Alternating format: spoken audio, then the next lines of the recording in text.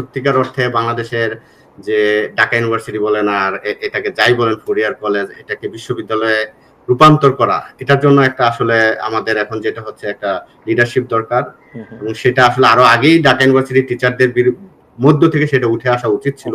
কারণ আমাদের একটা বড় অংশের টিচার কিন্তু আমরা অনেক ভালো ভালো ইউনিভার্সিটি থেকে ভালো ভালো সিস্টেমের সাথে পরিচয় হয়ে বাংলাদেশে গেছি, কিন্তু আমরা কিন্তু ওইখানে গিয়ে যেটা হয়েছে আমরা গড্ডালিকা প্রবাহে নিজেদেরকে বিলীন করে দিয়েছি। আমরা কখনো সেই কথাটা চিন্তাও করিনি যে এটাকে একটা পরিপূর্ণ বিশ্ববিদ্যালয়ে রূপান্তর করা দরকার।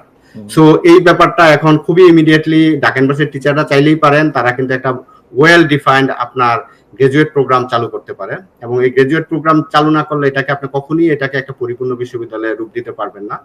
হ্যাঁ, সেই জন্য হয়তো আপনাকে আন্ডারগ্রেড একটু সংকুচিত করতে হতে পারে, কারণ আমাদের ক্যাপাসিটি শর্ট।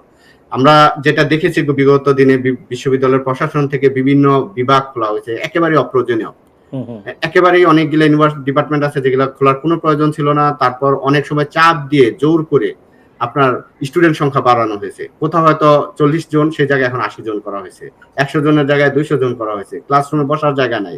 তো এই জিনিসগুলো আমাদের বিবেচনায় নেওয়া উচিত। আমাদের আন্ডারগ্রেডটাকে একটু সংকুচিত করে আমাদের মনে হয় আমাদেরকে গ্রাজুয়েট ডিগ্রি এবং গ্রাজুয়েট বলতে আমি যেটা বলতেছি গ্রাজুয়েট বলতে আপনি নিশ্চিত মাস্টার্স বলতেছেন, মাস্টার্স না আছে পিএইচডি এবং এমফিল ওই ধরনের প্রোগ্রাম। আমি ডাইরেক্টলি পিএইচডি প্রোগ্রামের কথা বলছি, সেই জিনিসটা খুবই জরুরি দরকার।